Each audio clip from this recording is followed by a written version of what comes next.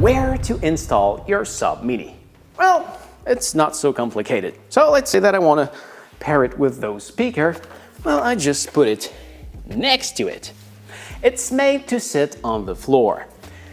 If your speaker, it's a Sonos 5, a Sonos 1, and it's on a counter or somewhere, you can't put it next to it.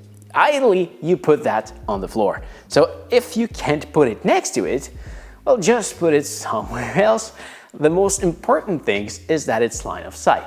So actually, with that one here, I can see this subwoofer, so that's fine.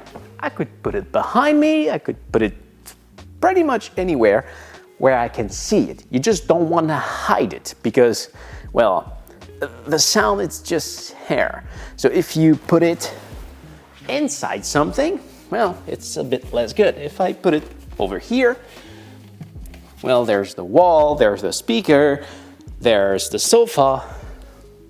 It will be fine because it's still open, but it will be less good. So that's a possibility. What's next? Oh, you have those holes. Make sure that at least one of them is free of hair. This means that I could put it just right there. I have hair over here, and here it's blocked.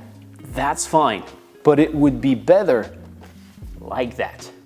That's not much more complicated. So ideally next to the speaker. If not possible, just make sure it's line of sight. It's made to go on the floor, and make sure that one of those holes, at least one, is free of hair. 2 is better, but well, that's it. I hope this was helpful.